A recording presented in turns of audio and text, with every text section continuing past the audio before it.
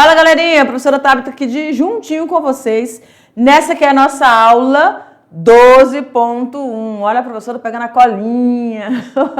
12.1, é isso aí, galera. E na aula de hoje, nós viemos aí construindo todo e relembrando muitos pontos que vocês viram lá no ensino fundamental, em ciências, né? Agora vocês estão aqui, primeiro ano da mediação tecnológica, dentro da biologia. A gente vai sempre relembrando alguns conceitos, como seres autotróficos, heterotróficos, seres fotossintetizantes, processos metabólicos, respiração, fermentação, quimiossíntese. Então, todas essas informações, todos os experimentos que foram construídos para que hoje nós cheguemos à compreensão de como a vida veio ao longo dos anos, décadas, milhões de anos, veio se formando, veio sofrendo transformações, evoluindo, né?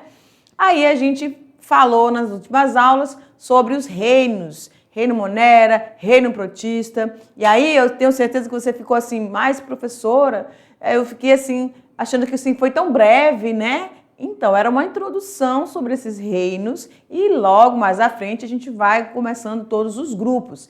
E aí, a partir dessa aula 12 é justamente onde nós vamos estar enfatizando, né, um grupo, eu vou dizer assim, eles são chamados de entidades, tá? Que são os vírus.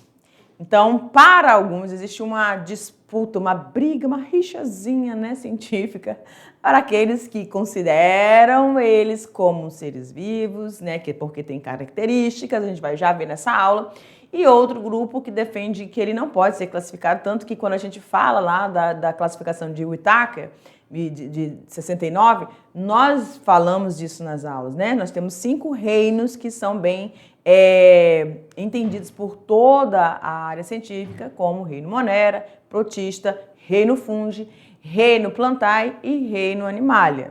Então, os vírus estão fora desses grupos, desses grandes reinos, tudo bem? E é eles que nós vamos estar trabalhando na aula de hoje. Então, eu te convido, juntinho comigo, a vir desfrutar deste conhecimento desses organismos que, a hora ou outra, eu vou chamar de organismo, sim, porque ele tem estruturas, né, tem características de um organismo vivo, tá? Mas vocês vão entender quando que eles passam a ser, ter essas atividades que são aí apresentadas pelos demais seres vivos classificados nesses reinos. Tudo bem? Aula 12.1 no quadro, por favor. Pronto, olha lá. Então, nós vamos falar desses danadinhos, dessas entidades virais, os vírus. Então, nós vamos entender dentro dessa aula quais são as suas principais características e também vamos falar dos tipos de vírus. Sério, professora? Galera, só para vocês terem uma ideia, os vírus, eles conseguem parasitar absolutamente todos os seres vivos. Tudo aquilo que você imaginar pode ser infectado por um vírus. Até porque, para ser considerado ou para conseguir iniciar um processo metabólico... deixa eu vir para cá, deixa eu olhar aqui na carinha de vocês. Presta atenção. Antigamente, acho que quando vocês estavam lá no fundamental, aí falava assim, quando a professora chegava na sala de aula, a professora de ciências perguntava assim, como é que a gente identifica um ser vivo, né? Aí sempre tem aqueles alunos, né? Quando está respirando, né? Se a gente olha para ver se um cachorrinho atropelado, vê se ele está vivo. Está respirando, eu estou vendo um movimento torácico ali da respiração, o funcionamento dos pulmões. Mas não é só isso. O ser vivo, para se manter ativo ou vivo, realizando as suas funções vitais, ele precisa, tá? Todas as funções vitais necessita, sem nenhuma exceção, de energia. E ele só consegue fazer isso, só consegue obter essa energia através de um processo metabólico que nós vimos nas aulas anteriores. Processo de fermentação, processo de respiração celular, processo fotossintético e processo quimiosintético. São 4 aí, 2 autotróficos e 2 heterotróficos. Tudo bem? Então, os vírus, eles precisam estar inseridos em um ser vivo para poder realizar essas funções vitais. E aí ele conseguir se reproduzir, por exemplo, tá? Então, e é o maior objetivo deles, né? Que quanto mais proliferação, mais aí ele vai ganhando espaço e aí, infelizmente, são parasitas, então vão causar danos em qualquer espécie que eles estiverem infectando. E nós vamos falar também sobre por que esses vírus não são considerados, né? Ou por que é essa briga toda. Tudo bem? Então pode abrir para mim, diretor? E eu fiquei bem pequenininha nesse quadro. Vamos lá, gente. Os vírus, eles são entidades acelulares, muito simples e pequenos, podendo aí medir menos de 0,2 micrômetros. Essa é uma unidade de medida, parece um Uzinho, né? Com a perninha é o micrômetro, para quem ainda não se familiarizou com essa unidade de medida. Muito, muito, muito pequenininho, tá? Então, para fazer a sua observação, eles só podem ser utilizados aí em microscopia eletrônica, né, de varredura, enfim. Formados basicamente por uma cápsula de proteína ou cápsula proteica envolvendo o material genético. E o que é interessante falar aqui, que os vírus, eles podem ser tanto de DNA quanto de RNA. Então, ou é vírus contendo molécula de DNA ou contendo vírus de RNA, tá? Mas foi descoberto que o citomegalovírus é aquele que detém, então, as duas estruturas ou os dois ácidos nucleicos que nós conhecemos, DNA ou RNA, juntos. Mas os demais vírus, tá? Que nós formos conhecendo e os que já são conhecidos vão ser ou vírus de DNA ou vírus de RNA. Perfeito? Então, eles apresentam a sua cápsula proteica. Alguns são envelopados, tá? Sua constituição, ela pode ser de proteína, lipídios ou carboidratos. Olha só que interessante. Deixa eu vir para cá de novo. Ó, os vírus são entidades, né? Aqui tá, os vírus são seres acelulares. Então, são entidades que não possuem célula, mas eles possuem uma cápsula, tá? Essa cápsula de proteína contendo ali dentro o material genético, certo? E a gente falou que eles podem estar parasitando qualquer tipo de forma viva, ok? E aí a gente está falando aqui, ó, que a constituição deles, né, desses envelopes, que alguns são envelopados, pode ter lipídios, proteínas, carboidratos. O que são isso? Moléculas orgânicas.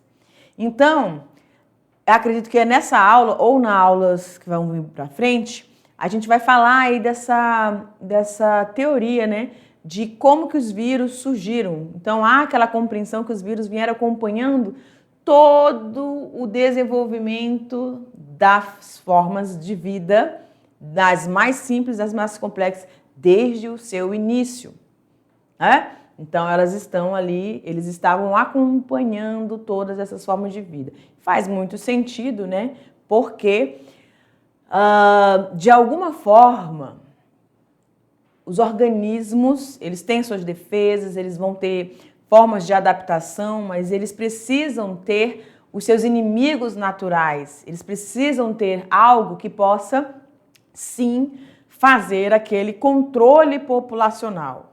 Quando a gente fala em cadeia alimentar, a gente compreende bem isso, né? Você tem que ter a presa e tem que ter o predador.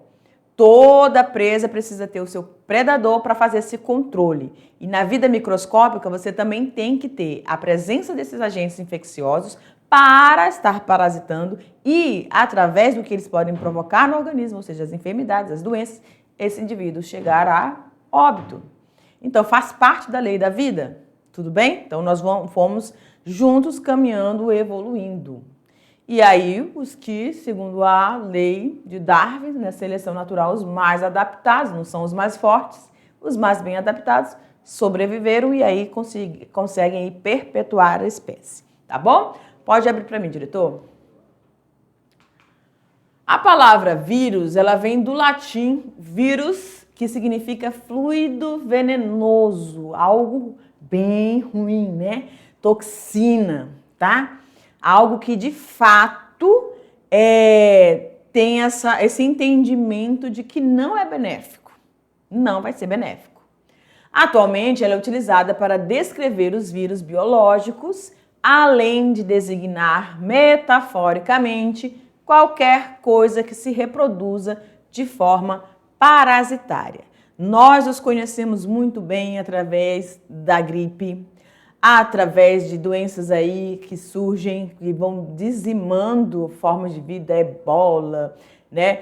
Todos os dengue, chikungunya, todas essas doenças aí que são provocadas por esses organismos que aí dizimaram logo que chegou, por exemplo, a gripe matou muita gente, né? Uma infinidade de pessoas e pela facilidade com que a transmissão se dá, também é muito fácil de disseminar e realmente levar muita gente a óbito, tá? Então vamos lá para os tipos de vírus.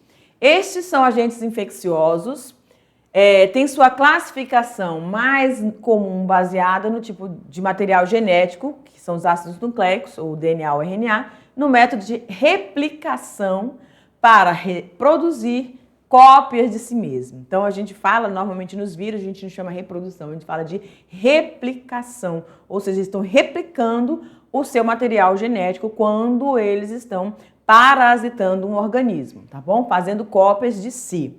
E no tipo de seres que vão parasitar. Destacamos, então, destacam-se desta forma os tipos de vírus que são os adenovírus. Esses adenovírus são formados por ácido nucleico DNA. Os retrovírus são formados ou constituídos, né, seu material genético por RNA. Os arbovírus transmitidos são aqueles, os agentes infecciosos que são transmitidos com um veiculador, ou seja, os insetos, tá? Como a gente falou ali, de chikungunya, tá? Bacteriófago, esses só vão infectar bactérias. É o que mais comumente nós utilizamos, quando a gente está falando, dando uma aula de vírus, a gente utiliza muito ele, que ele é bem interessante, bem diferente, né? A forma dele. E nós temos também os micovírus, que são, olha lá, gente, que infectam fungos. Então, nós temos agentes infecciosos para bactérias, nós temos agentes infecciosos virais para fungos, nós temos aqueles que têm que ter um agente intermediário entre eles e os seres que estão sendo infectados, então os insetos. E aí nós temos essas duas outras terminologias com a presença de DNA e RNA, adenovírus e retrovírus. Tudo bem? Aqui a gente mostra nessa lâmina algumas das doenças, né, que são identificadas ou que são bem prejudiciais. Normalmente a gente sempre está apresentando, né, algumas das enfermidades algumas doenças quando nós falamos de vírus, e aí a gente selecionou essas aqui. Então a gente tem como aqui no primeiro, nós temos a síndrome da imunodeficiência adquirida, que é conhecida. Presta atenção, AIDS, síndrome da imunodeficiência adquirida, é o nome da doença. Tudo bem? HIV, ou seja, a pessoa infectada, ela é portadora de HIV, certo? Ou seja, ela é portadora do agente viral HIV, que é o vírus, que é um vírus de RNA, ou então ele é um retrovírus. Varicela, ou também chamada de catapora. Eu era doida quando na infância para ter catapora, eu nunca tive. Minhas irmãs todas pegaram, né? Eram 5, todas elas pegaram e eu não pegava. E eu ficava juntinho ali delas, mas querendo pegar. Pra quê, gente? Pra não ir pra escola. Mas essa fase passou, né? Mas não peguei, enfim. O agente etiológico, então, aqui, olha só. Aqui, quando a gente fala de vírus do HIV, deixa eu mudar a canetinha. Ele é o agente etiológico ou o causador da AIDS, o HIV. Aqui na catapora varicela, nós temos o varicela zoster, que é o agente infeccioso, tá bom? Etiológico. Aí nós temos também o condiloma.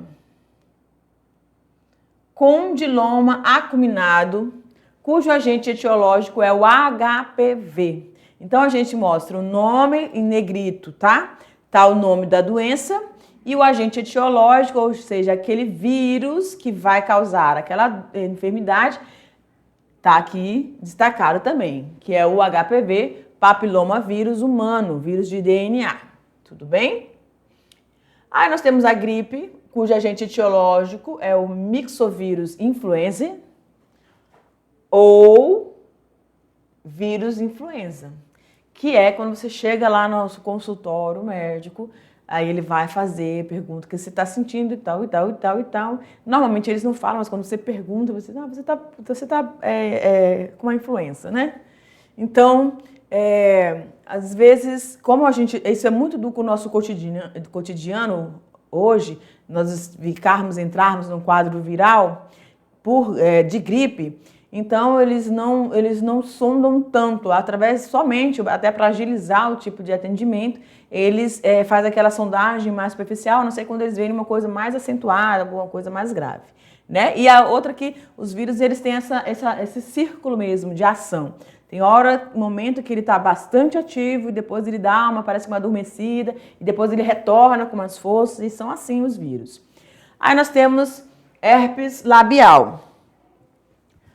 Agente etiológico, o vírus herpes simplex 1, tá? É conhecido como HSV1 e também é de vírus de DNA. O que é importante para nós falarmos aqui quando a gente está numa sala de aula, é que você precisa ter bastante cuidado. Lembra quando a gente falou lá na outra aula sobre a questão da higiene das mãos? Então, gente, não é... A pessoa diz, é frescura. Não é frescura essa questão de compartilhamento dos objetos que você utiliza com os colegas, tá? Nem batom, as meninas têm essa mania de batom, não é algo para estar compartilhando, certo?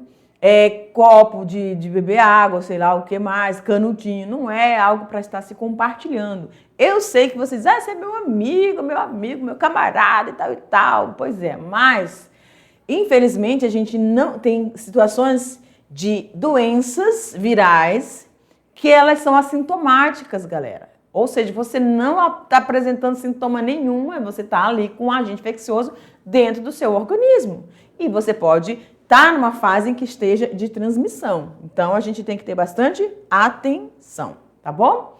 Aí nós temos a herpes genital, agente etiológico, HSV2, vírus herpes simples do tipo 2, também de DNA, tudo bem? A poliomielite, cujo agente etiológico é o poliovírus, ou vírus de DNA, poliomielite, que você recebe essa dosagem logo nas primeiras fases, né, meses de vida, e que pode causar aí uma paralisia, né? A hidrofobia humana, né, que é aquela que vai ter como agente etiológico o vírus do gênero Lissavírus, tá? Que provoca conhecido como uma raiva, que também foi muito brutal quando esse vírus surgiu na população humana, né? Resfriado também é um vírus. Mas é uma gripe fraca, resfriado, mas também traz os seus transtornos, né? Uma indisposição, enfim. Agente etiológico, o rinovírus, que é um vírus de RNA, e adenovírus de DNA, e também outros tipos, tá? E nós temos a rubéola, cujo agente etiológico é a rubéola vírus, né? Vírus de RNA. Por que a gente está mostrando o nome da doença, que está em negrito? Por que nós estamos mostrando aí, para alguns, né? Tem que colocar a identificação do ladinho aí, por exemplo, a hidrofobia humana. Poderia que você... O que seria isso, né? Então, quando a gente fala de raiva, está mais fácil para você assimilar. E a gente coloca sempre de que eles são formados, constituídos, se é um vírus de DNA, vírus de RNA, como vocês viram, pode ser adenovírus ou retrovírus, quando é o de RNA, tá bom?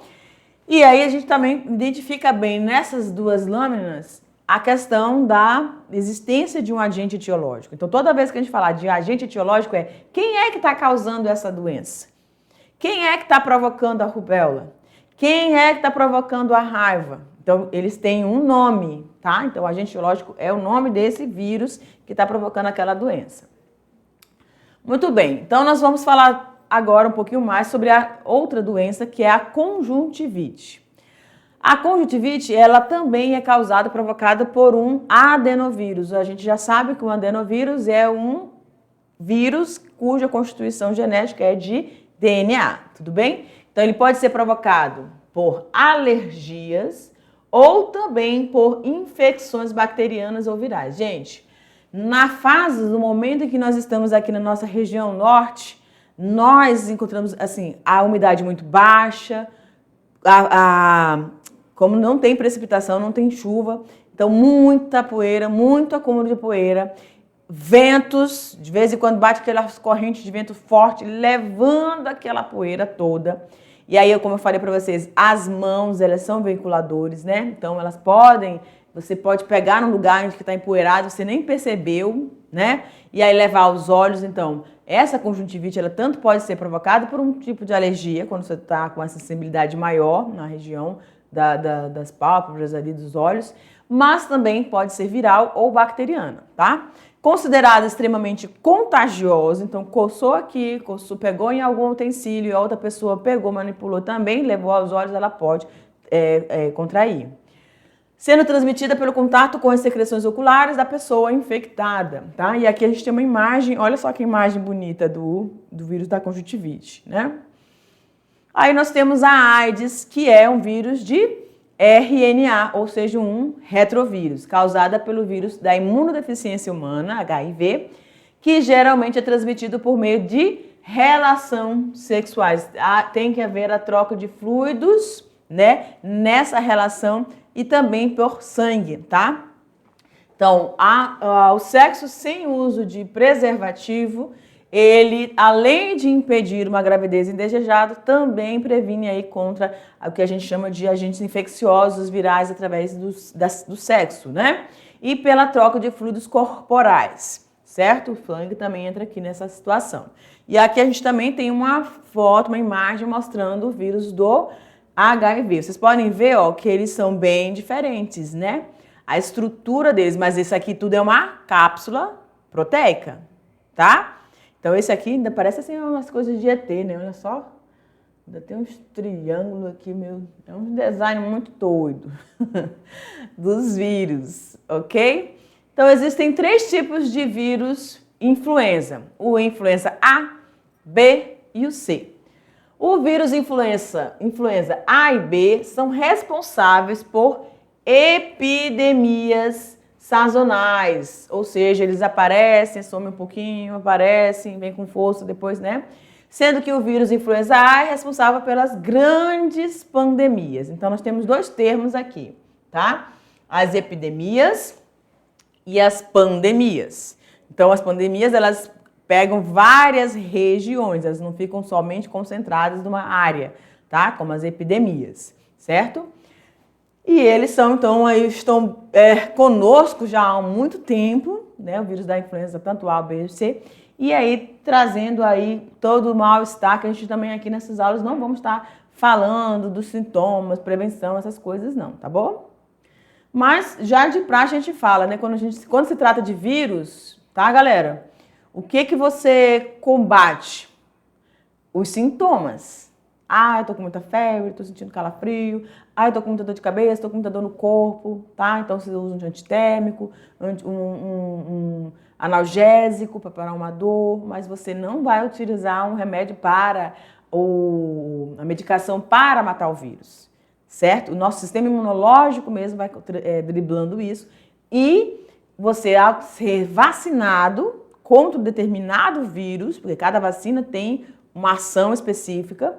E quando você recebe essa vacina, aí sim você é imunizado, porque você começa a produzir os anticorpos que vão combater especificamente aqueles vírus, que tem na sua estrutura de proteção, na sua cápsula, os receptores que vão estar se ligando aos anticorpos e aí combatendo e destruindo, tá bom?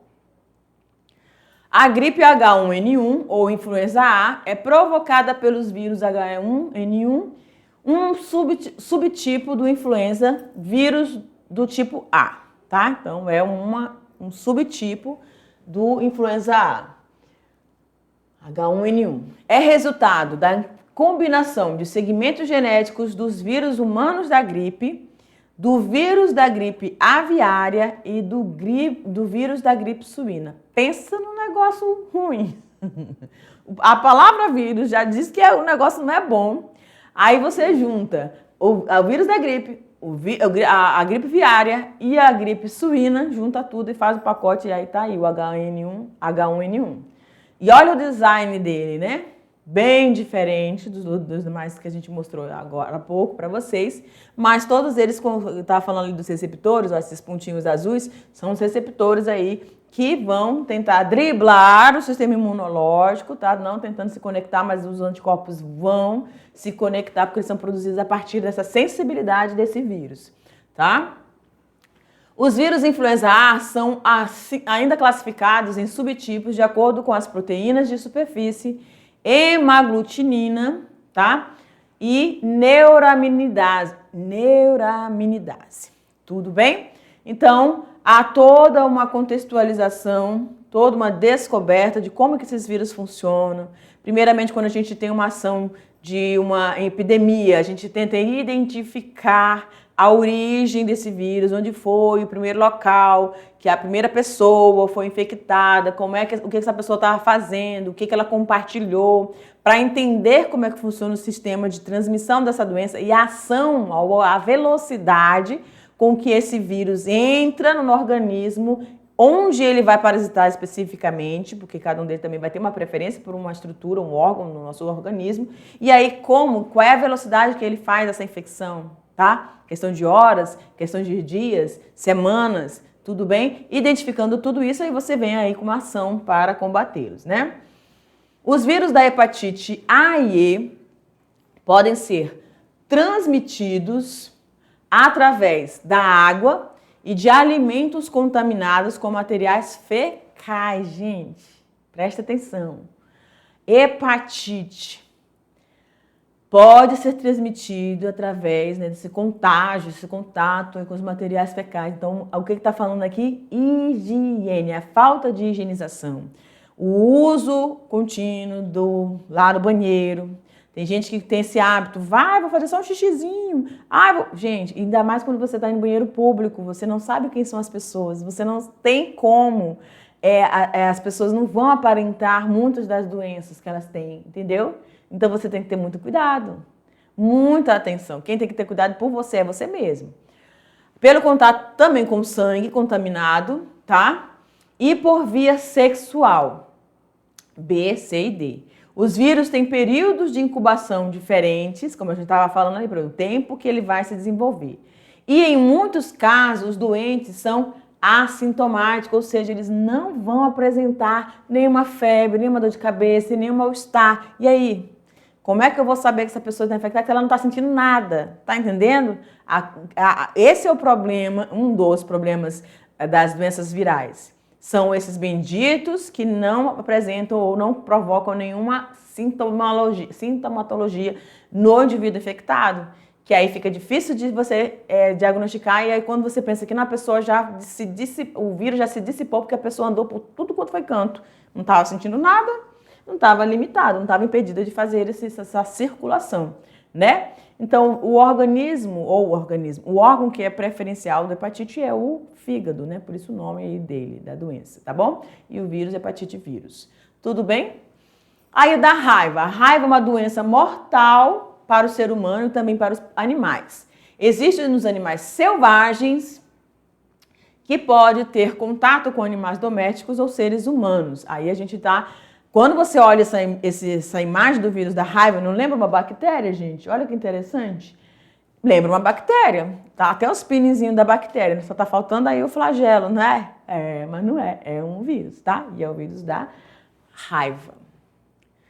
Ou da hidrofobia, né? A rubéola é uma doença infecto-contagiosa que acomete principalmente crianças entre 5 e 9 anos. É exatamente nessa faixa etária mesmo que eu acho que eu tinha 8 anos. É causada, então eu não tive catapora, mas tive rubéola, olha já. E só eu na minha família toda, só eu tive rubéola. Quando todo mundo estava bem, eu fiquei doente. Ai, ai. É causada por um vírus do gênero ribovírus, a rubéola vírus.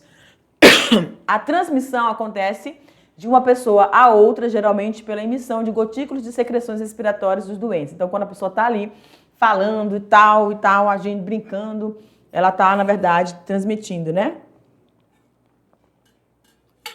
Beber um pouquinho de água, gente.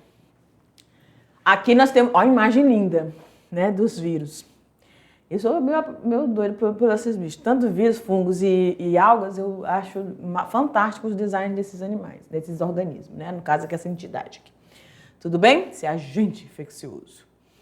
O sarampo é transmitido pelos vírus do gênero morbillovírus através do contato com gotículos do nariz, da boca e da garganta da pessoa infectada. Quando ela tosse, ela espirra ou ela respira, ela já está liberando ali, tá bom? E olha aí o design dele também. Parece aqueles brinquedinhos que a gente usa para acalmar o organismo, né? Arbovírus. O vírus dengue é classificado como um arbovírus, mantendo-se na natureza pela multiplicação em mosquitos hematófagos do gênero Aedes. Então, o arbovírus são todos aqueles que são transmitidos por insetos. Então, aqui nós temos um mosquito, que é hematófago, se alimenta de sangue. Então, ele, ao se alimentar, normalmente a fêmea vai transmitindo. Pertence à família Flaviridae, da mesma do vírus da febre amarela, né? Existem 4 sorotipos: o DENV1, DENV2, DENV3 e DENV4. E todos eles podem estar causando tanto a forma clássica da dengue quanto a forma mais grave, tá bom? Ok, vamos seguindo. Febre chikungunya é uma doença parecida com a dengue causada pelo vírus Kivi da família Togaviridae. Seu modo de transmissão é pela picada do mosquito também Aedes, do gênero Aedes aegypti, infectado, e menos comumente pelo mosquito Aedes albopictus, que é o da área silvestre, tá? O vírus Zika foi isolado pela primeira vez em 1947 a partir do macaco Rhesus, utilizado como sentinelas para a detecção dessa febre amarela na floresta Zika, em Uganda, o que motivou a sua denominação, né? O Zika vírus.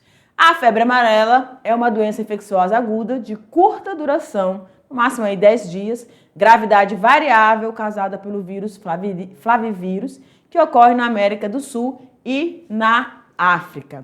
Vírus da febre amarela, olha como é que é diferente, né, gente? Parece um emaranhado, um enovelado de estruturas ali. O Aedes é amplamente encontrado em todo o território nacional e tem sido combatido sem sucesso há vários anos devido aos repetitivos surtos de dengue relacionados a ele, né? Então, é um vinculador de várias dessas doenças virais, né? Para que ocorra a transmissão da doença, além da presença de pessoas infectadas pelo Zika, é necessário também um vetor biológico, que é o mosquito Aedes aegypti, que é o mesmo vetor da dengue e da chikungunya, para acabar com a situação, né? Aí, vírus que atacam as bactérias são os bacteriófagos. Olha lá, gente, olha como é que eu falei para vocês o design desses organismos, né? Micovírus, seu primeiro relato foi na Pensilvânia, né, em 1948, na produção de cogumelos comestíveis. Entretanto, só em 62 foram encontradas partículas virais isométricas e alongadas nos esporóforos dos cogumelos doentes, no ano considerado como o nascimento da micovirologia. Até então não se tinha esse entendimento da presença e existência desses vírus infectando eles, né? E por que os vírus não são considerados seres vivos, gente? Os vírus organismos que apresentam diâmetro entre 15 a 300 nanômetros são denominados parasitas intracelulares obrigatórios, pois apenas se reproduzem no interior de um organismo vivo, no interior de células. Diferentemente de todos os seres vivos, esses organismos não possuem célula, o seu metabolismo próprio e, por isso, não podem ser considerados como formas de vida, tá? Entretanto, em virtude da sua capacidade de se autoduplicar, você lembra lá da palavra replicação que eu falei? E também por possuir uma variabilidade de ácidos dos nucleicos, outros especialistas, sim, consideram eles, dizem que eles têm como se considerados como seres vivos, tá? Com a sua visualização, com a visualização dos vírus, ocorrendo somente por microscopia eletrônica, foi possível conhecer então a sua estrutura, que é relativamente simples. Então nós temos o envelope, constituído por glicoproteínas, o RNA, o capsídeo, a matriz, que é a região interna, e a transcriptase reversa, que é um tipo que vai fazer essa reversão quando houver necessidade. Tudo bem, galera?